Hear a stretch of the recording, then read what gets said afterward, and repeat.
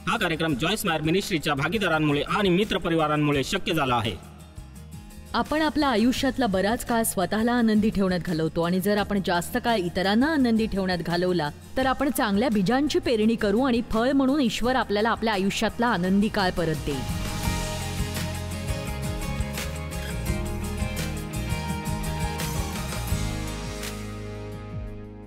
तर आपलं प्रेम दिसून येतं ते आपण लोकांशी कसं वागतो त्यातून, कसं बोलतो त्यातून, कसं वागवतो त्यातून, आपण लोकांविषयी काय विचार करतो, लोकांसाठी आपण काय करतो आणि काय करत नाही त्यातून। गलतीकरांना लिहिलेल्या पत्रात पौलाने वारंवार प्रेमाच्या मार्गाने जाण्याचं महत्त्व सांगितलेलं आहे। बायबल म्हणतं प्रीती सहनशील आहे, परोपकारी आहे, प्रीती हेवा करीत नाही, प्रीती बढाई मारीत नाही, प्रीती फुगत नाही, ती गैरशिस्त वागत नाही, स्वार्थ पाहत नाही, ती चिडत नाही, अपकार स्मरत नाही। म्हणून मला प्रेमाची तुलना हिऱ्याशी करायला आवडेल। एक सांगू, हिऱ्याला अनेक पैलू असतात आणि खरं तर वेगवेगळ्या कोनातून पाहिल्यावर दरवेळी तुम्हाला हिरा वेगळाच दिसतो, वेगवेगळे रंग दिसतात, कधी निळा, लाल, हिरवा। आणि बघा, प्रेम हे असंच असतं की त्यामध्ये खूप रंग असतात, वेगवेगळ्या मार्गाने ते व्यक्त होतं।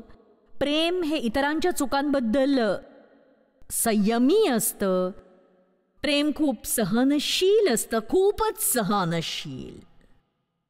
हा शब्द विसरू नका, हा सहनशील, कळतंय ना? म्हणजे जेव्हा तुम्ही कुणाशी तरी नातं जोडाल, कारण बघा नातं जोडण्या इतकं परिपूर्ण तुमच्यासाठी इथे कोणीही नसेल, पण बघा माफ करा, तुम्ही ज्या कुणाशी नातं जोडाल तेव्हा बराच काळ त्यांच्यासोबत घालवल्यावर तुम्हाला अशा काही गोष्टी जाणवतील ज्या सुरुवातीला लक्षात आल्या नव्हत्या तुमच्या।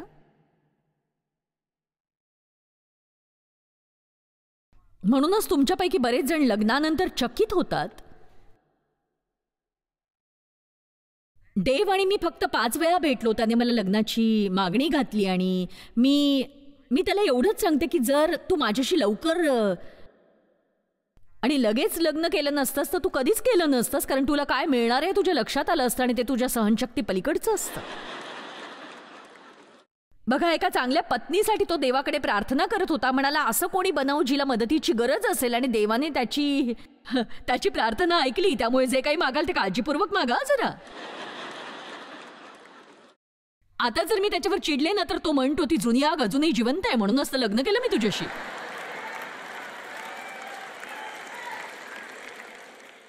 प्रेमात त्याग करणं खूप गरजेचं असतं। प्रेम हे किमती असतं, म्हणूनच ते आपल्यासाठी करणं कठीण असतं। त्यासाठी आपल्याला काही वेळ, काही प्रयत्न, काही पैसे यांची किंमत मोजावी लागते, पण लोकांवर खरं मनापासून प्रेम करण्यासाठी त्याग हा करावाच लागतो। चला एक सांगू, आज माझ्या सकट कोणी इथून बाहेर पडल्यावर आपलं उर्वरित आयुष्य प्रामुख्याने इतरांवर प्रेम करण्यात घालवलं तर तुम्ही कल्पनाही करू शकणार नाही इतकं तुमचं आयुष्य महान असेल। काय होतं की आपण आपल्या आयुष्यातला बराच काळ स्वतःला आनंदी ठेवण्यात घालवतो, पण आपण जर इतरांना आनंदी ठेवण्याचा प्रयत्न केला ना तर आपण चांगल्या बीजांची पेरणी करू आणि त्याचं फळ म्हणून ईश्वर आपल्या आयुष्यातला आनंदी काळ आपल्याला परत देईल। तुम्ही पूर्ण जीवनभर तुमच्यासाठी जे करू शकता त्याहून कितीतरी अधिक देव तुमच्यासाठी 2 सेकंदात करेल हो। आपल्या आयुष्याची बीजासारखी पेरणी करायला हवी। आपण स्वतःला सोडून द्यायला हवं आणि म्हणायला हवं, रोज देवाला विचारा, आज मी तुझ्यासाठी काय करू बरं। फक्त दिवस घालवण्यासाठी आवश्यक त्या गोष्टींची यादी रोज त्याला देणं थांबवा तुम्ही। चला, काही जण इथे आले, देवा आम्ही करू, पण जर मला यश मिळालं नाही तर मला माहित नाही मी पुढे कुठे जाईन। हो, तुम्ही निश्चितच करावं आणि करू शकता। मी तुम्हाला सज्ज करेन, इथून बाहेर पडण्यासाठी मी तुम्हाला चांगल्या पद्धतीने सज्ज करीन। तुम्ही स्वतःची काळजी घेण्याचे प्रयत्न थांबवा, इतरांची काळजी घ्या आणि देव तुमची काळजी घेईल हे लक्षात घ्या।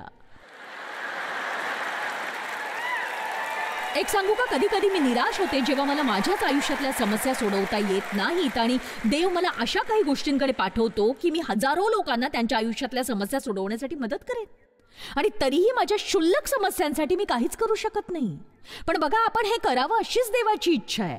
स्वतःची काळजी न करता तुम्ही त्याच्याकडे वळा, हीच त्याची इच्छा आहे. आणि तुम्ही तुमचा वेळ इतरांची काळजी घेण्यात, त्यांना मदत करण्यात, त्यांच्यासाठी वरदान बनण्यात, प्रार्थना करण्यात, त्यांच्या गरजा पूर्ण करण्यात घालवा. तुम्हाला सांगते, कुठल्या ना कुठल्या मार्गाने, कसं आणि काय माहीत नाही, पण देव तुम्हाला जे हवंय आणि जे गरजेचं आहे ते तुम्हाला योग्य वेळ मिळवून देईल. कुणीही देवाला थांबवू शकणार नाही.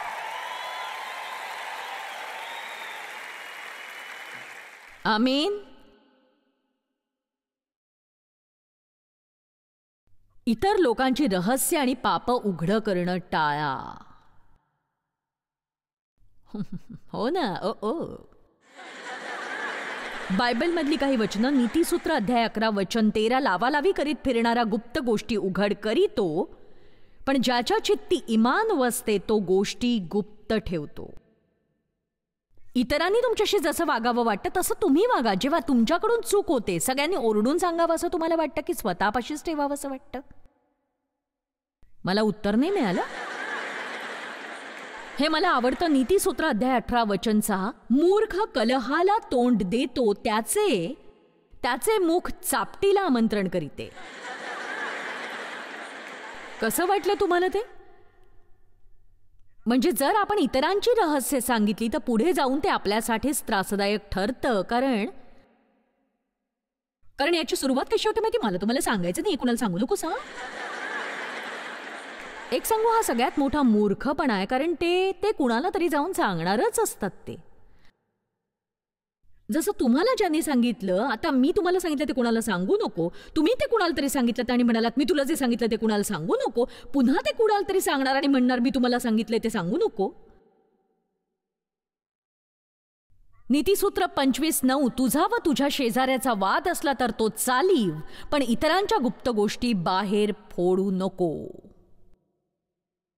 मत्तई अध्याय 18 वचन 15, या अध्यायात बऱ्याचदा लोकांना क्षमा करण्याविषयी बोललं गेलेलं आहे. आणि ते म्हणतं, तुझ्या भावाने तुझा अपराध केला तर त्याच्याकडे जा, तुम्ही दोघे एकांती असताना त्याचा अपराध त्याला दाखीव, त्याने तुझे ऐकले तर तू आपला भाऊ मिळवलास असे होईल, तू आपला भाऊ मिळविलास असे होईल. आणि मग ते म्हणतं की परंतु त्याने जर न ऐकले तर तू आणखी एका दोघा सापणाबरोबर घे, अशासाठी की 2 किंवा 3 साक्षीदारांच्या तोंडून प्रत्येक शब्द शाबित व्हावा. प्रत्येक शब्द शाबित व्हावा म्हणजे तो म्हणतोय की त्याला त्याच्या चुकीची जाणीव होईल आणि तो त्या ठिकाणी परत येईल. आणखी काही दाखले बघूया आपण. 1 पेत्र अध्याय 4 वचन 8, कारण प्रीती पापांची रास झाकून टाकते. म्हणजे असं नाही की आपण लोकांच्या चुकांना सामोरं जात नाही, पण म्हणजे आपण इकडे तिकडे फिरून कुचाळक्या करत सगळ्यांना सांगत बसत नाही. किती जणांना गरज आहे लोकांची रहस्य न सांगता त्यातून थोडंसं वर उठून यायची? चला, आपल्याकडे काही प्रामाणिक माणसं नक्कीच आहेत. उत्पत्ती अध्याय 9 वचन 18 ते 27, खूपच छान असं उदाहरण.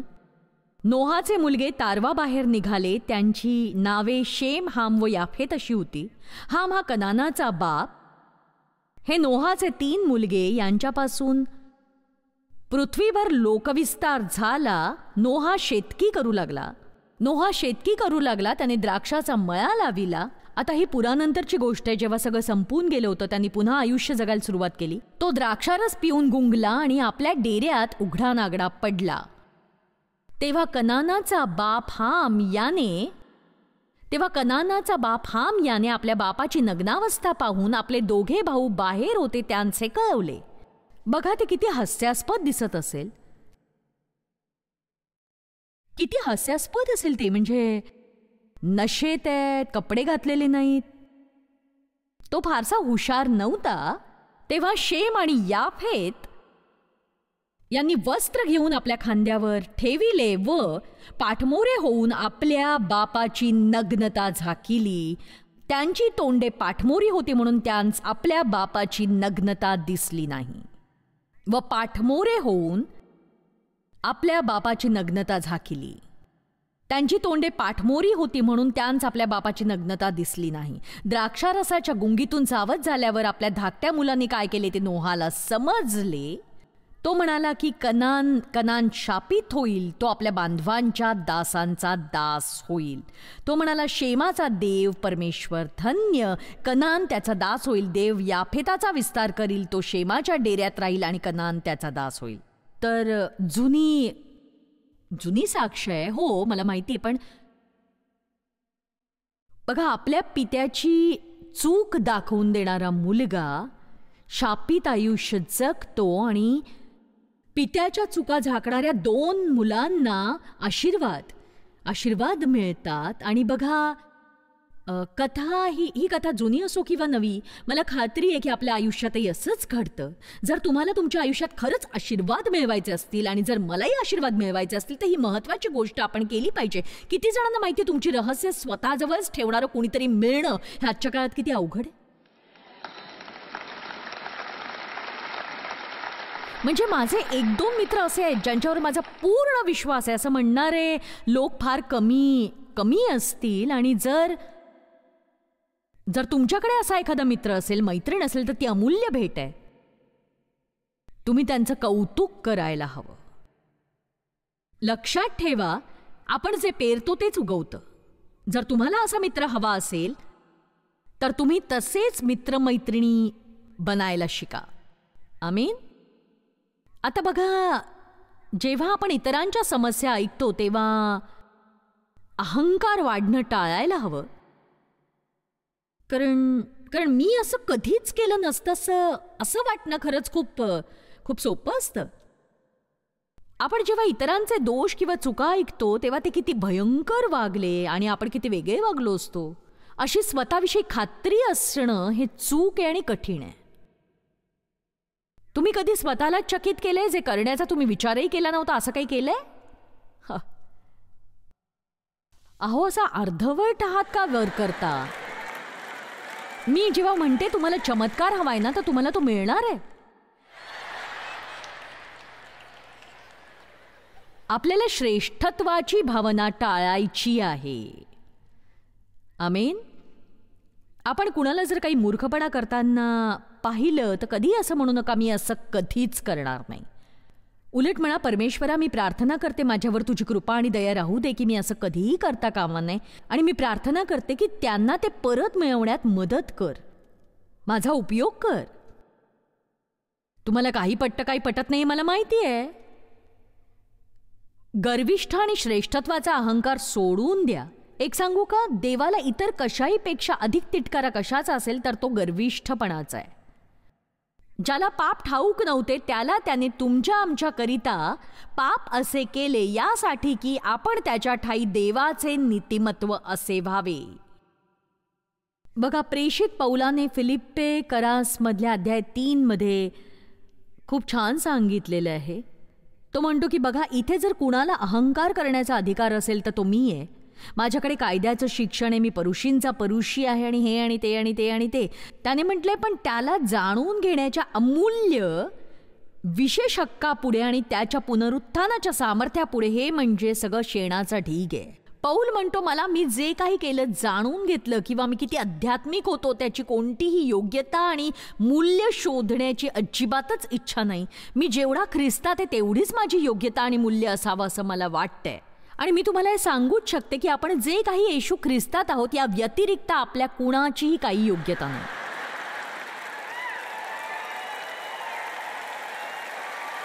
मी आज इथे तुम्हाला शिकवण्यासाठी उभी आहे, म्हणजे मी तुमच्यापेक्षा अधिक चांगली असं नाही होत, खरंच नाही होत. आमेन. जेवताना मी कुणाशी तरी बोलत होते. खरं तर असं कोणी जे सभेच्या खूप आधीच आलेले असतात, माझे कपडे ट्रकमधून येतात म्हणून कधी कधी त्यांना इस्त्री करावी लागते आणि ती व्यक्ती माझ्या सगळ्या गोष्टींची काळजी घेते आणि ती म्हणाली की काल मी तुझ्या कपड्यांना इस्त्री करत होते तेव्हा इतके आनंदात होते ना. आणि एक सांगू, देवाने तुम्हाला जे करायला सांगितलंय ते करताना तुम्ही आनंदी असाल ना. आणि तुमचं काम हे इतर कुणाही पेक्षा कमी दर्जाचं नाही याची तुम्हाला खात्री असेल, कारण जग तुम्हाला तेच सांगत असतं, तर तुम्ही योग्य मार्गावर आहात. लोक डेवला बऱ्याचदा विचारतात तुम्हाला कसं वाटतं की जॉयस संदेश देतीये आणि तुम्ही नाही. एक सांगू, देवाने डेवला खूप आधीच काय सांगितलंय ते त्याने सांगितलंय मी तुला जे करायला दिलेस ते केलंस तर तू नेहमी आनंदी राहशील. जर तू तिला जे करायला दिलेस ते करण्याचा प्रयत्न केलास तर तू कधीच आनंदी होणार नाहीस. कोणीतरी करतंय ते करायचा प्रयत्न केलात ना तर तुम्ही नाही आनंदी होत. जर देवाने इथे वर येण्यासाठी तुमची नियुक्ती केली नसेल तर विश्वास ठेवा तुम्ही नका येऊ वर. कारण हे सगळं दिसतंय त्यापेक्षाही अधिक आहे. मी करते त्याचा हा छोटासा इवलासा भाग आहे. आणि बघा, तुम्ही जितके जास्त लोकांसमोर याल तितके जास्त लोक तुम्ही काय करताय किंवा तुम्ही काय घालताय, तुमचे केस कसे आहेत याबद्दल त्यांची मतं देतात. आणि म्हणूनच देवाने जर तुम्हाला तिथे खाली ठेवलं असेल ना तर तिथेच आनंदात राहा. तुम्ही कोण आहात हे लोकांना माहीत नसलं ना तर ते एकटं सोडतात तुम्हाला. छान. आमीन. आणि महत्वाची गोष्ट आहे की देवाला माहिती आहे तुम्ही कोण आहात. त्याला माहिती आहे तुम्ही काय करताय. तुम्हाला मिळणारं बक्षीस सुद्धा इतरांसारखंच असणार आहे. आणि माझं ऐका, तुम्ही सगळे देवाने तुम्हाला जे करायला दिलंय तेवढ्याच भागासाठी जबाबदार आहात. आणि म्हणूनच स्वतःची तुलना इतरांशी करू नका, इतरांची स्पर्धा करू नका. तुम्ही फक्त देवाने तुम्हाला जे करायला दिलंय ते करा आणि ते हसतमुखाने करा.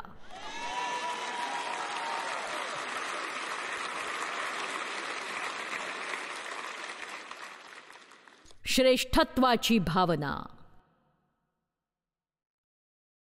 लूक अध्याय 18 वचन 9 ते 14. आपण धार्मिक आहो असा जे कित्येक स्वतःविषयी भरवसा धरून इतर सर्वांस तुच्छ मानित होते त्यांनाही त्याने दाखला सांगितला. तो असा की एक परुषी व एक जकातदार असे दोघे जण प्रार्थना करावयासवर मंदिरात गेले.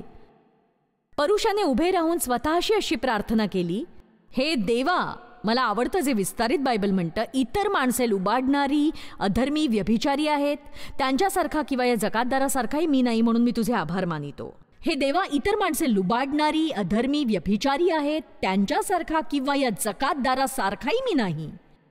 मी आठवड्यातून 2दा उपवास करीतो, जे मला मिळते त्या सर्वाचा 10% देतो. जकातदार तर दूर उभा राहून वर स्वर्गाकडे दृष्टी लावण्यास देखील न धचता आपला ऊर बडवीत म्हणाला, हे देवा, मज पाप्यावर दया कर. मी तुम्हाला सांगतो, त्या दुसऱ्यापेक्षा हा नीतिमान ठरून खाली आपल्या घरी गेला. कारण जो कोणी आपल्याला उंच करीतो तो नमवला जाईल आणि जो कोणी आपल्याला नमवतो तो उंच केला जाईल. मी दिवसातून कमीत कमी 6-7 वेळा म्हणेन, देवा, तुझ्याशिवाय मी कोणीच नाही, तुझ्याशिवाय मी काहीच नाही, मी तुझ्याशिवाय काहीच नाही देवा. आपण ख्रिस्तामधील सर्व काही आहोत आणि आपण त्याच्याशिवाय कोणीही नाही आहोत. आणि ज्यात तुम्ही कुशल आहात त्यात तुम्ही कुशल असण्याचं कारण देवाने तुम्हाला त्यात कुशल बनवले.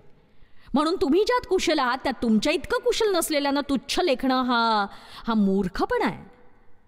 पौल असं म्हणतो की बघा, मी तुम्हा सगळ्यांपेक्षा जास्त मेहनतीने काम केलं, पण मी काम करत नव्हतं, माझ्याकडून देवाची कृपा काम करवून घेत होती, त्यामुळे ते झालं.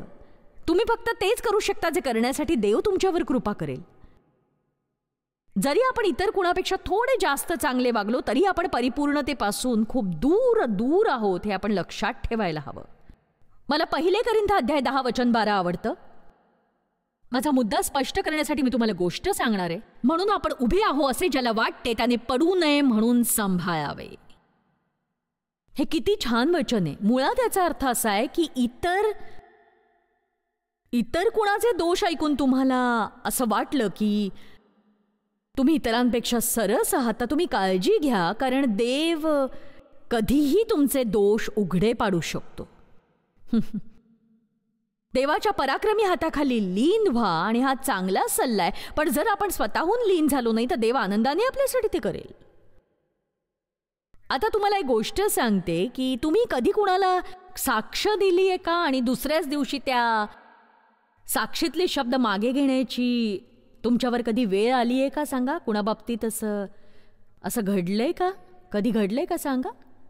कसं वाटलं होतं तुम्हाला त्यावेळी? हे म्हणजे सैतान आहे. माझी एक जुनी गोष्ट सांगते, कारण खूप काळ झालाय ती सांगून. बऱ्याच जणांना माहीत नाहीये ती गोष्ट. मी बोलते ती घट्ट पॅन्ट बद्दल. किती जण घट्ट पॅन्ट आठवण्या इतके मोठे आहेत सांगा? ठीक आहे. किती भयानक असतं ना हे सगळं. म्हणजे ती घट्ट पॅन्ट ना नरकातूनच आली असणार आहे. मला कळत नाही आपण ती पॅन्ट का वापरत असतो. म्हणजे आपल्याला ती पॅन्ट घट्ट होते आणि तरीही आपण ती घालतो आणि मग चुकतंच ना ते आपलं सगळं.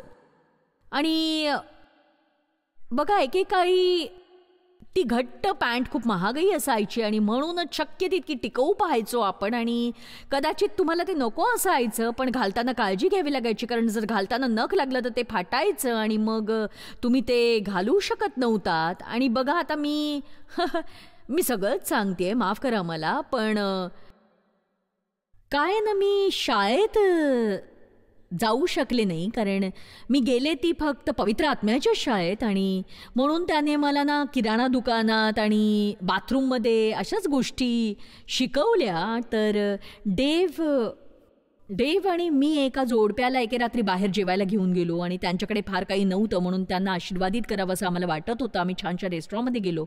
आम्ही दोघीजणी मिळून बाथरूमला गेलो आणि एक सांगू किती विचित्र वाटेल की डेव अचानक उठून टेबलावरच्या दुसऱ्या पुरुषाला म्हणाला, तुला बाथरूमला जायचंय? विचार करा किती मूर्खासारखं वाटेल ना ते. तरी बायका नेहमी विचारतात, तुला बाथरूमला जायचंय? आणि आपणही विचार करतो, ठीक आहे आपणही उठून एकत्रच जाऊया, गप्पाही होतील. आणि फक्त तर असं होतं, ती एका बाथरूममध्ये होती, मी दुसऱ्या बाथरूममध्ये होते आणि आमचं बोलणं चालू होतं. आणि मी माझे कपडे घालत असताना माझ्या पॅन्टचं हुक तुटलं आणि मी असं म्हटलं की अरे बापरे, आता परत नाही. आणि ती म्हणाली काय झालं? मी म्हटलं माझी दुसरी किंवा तिसरी पॅन्ट आहे जिचं हुक तुटलंय गेल्या आठवडाभरात. आणि ती म्हणाली की बापरे, मी तर फक्त एका पॅन्टसाठी प्रार्थना करते,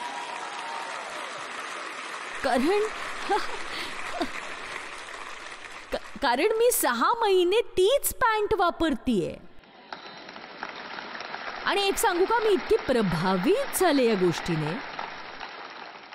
मी विचार केला की मी विश्वासणारी आहे, पण मी कधी पॅन्टसाठी प्रार्थना नाही केली. म्हणजे पॅन्टसाठी प्रार्थना करणं माझ्या बाबतीत घडलं नाही.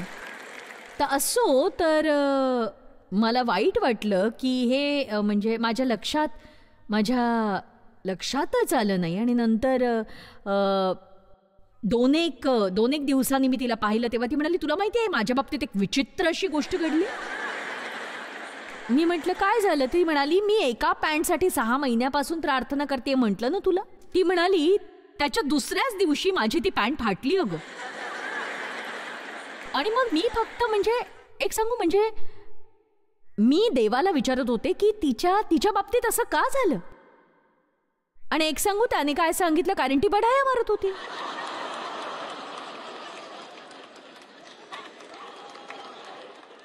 तर मी यातून मोठा धडा शिकले की तिथेच त्या बाथरूम मध्ये मी माझ्या पॅन्ट कडून धडा शिकले.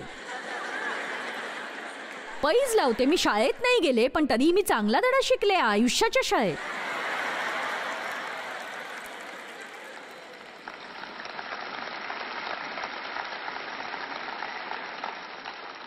पैज लावते. PhD केलेल्यांना वाटेल मी ठार वेडी आहे, पण नाही हो, खरंच. एक सांगू, ते माझ्यासाठी योग्य होतं. किती जणांना पवित्र आत्म्याच्या शाळेत जायला लागलंय सांगा मला. तुम्ही जिथे आहात तिथे शिका. आणि बघा, देवाने मला हे शिकवलं की साक्ष द्यायची वेळ असते आणि न देण्याचीही वेळ असते. आणि आपण याची खात्री करावी की साक्ष देताना अहंकार नसेल, त्यात आपण देवाचा गौरव करायला हवा आणि ज्याला देतोय त्या माणसाला मनापासून आपण मदत करायला हवी. उदाहरणार्थ, तुम्ही अशा कुणाबरोबर तरी आहात ज्यांचे डोळे आणि नाक लाल झालेले आहेत, ते वेड्यासारखे खोकतायत आणि म्हणतायत की माझं काय चाललंय ना, मला फ्लू झालाय. तर ते असं म्हणायची वेळ नाहीये की एक सांगू, मागच्या आठवड्यात सैतानाने माझ्या बाबतीत असा प्रयत्न केला, मी प्रार्थना केली आणि मी नाही आजारी पडले अहो. त्यामुळे नाही त्यांना बरं वाटणार. उलट तुम्ही असं म्हणजे त्यामुळे त्यांना धैर्य नाही मिळणार ना. त्यांना वाटेल की त्यांचा काही विश्वासच नाहीये आणि माझ्या बाबतीतच असं चुकीचं का झालं. म्हणून आपल्या यशाबद्दलही लोकांना सांगताना कधी कधी आपण शत्रूसाठी आपल्याकडून ते चोरायला दार उघडं ठेवतो. आणि मी तुम्हाला साक्ष देऊ नका असं म्हणत नाहीये, पण ते सांगत असताना जर आपण त्यात आपला अहंकार दाखवत असू की असं मी शिकले, कोणी तुम्हाला सांगतं की त्यांना कुठल्या गोष्टीत यश मिळालं आणि ते असं काही असतं ज्याविषयी प्रार्थना करायला देवाने तुम्हाला सांगितलेलं असतं, तुम्हाला असं म्हणायची गरज नाही की एक सांगू यासाठी मी प्रार्थना केली होती. त्यांना तसंच राहू द्या आणि वाटू द्या की तो देव आहे.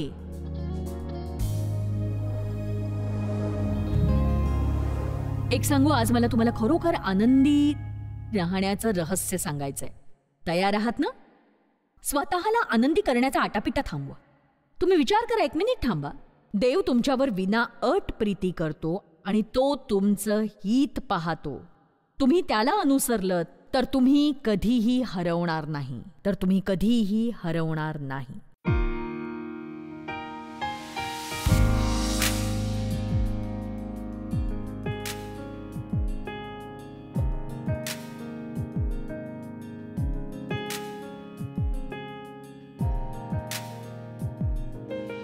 हा कार्यक्रम जॉयस मायर मिनिस्ट्रीच्या भागीदारांमुळे आणि मित्रपरिवारांमुळे शक्य झाला आहे.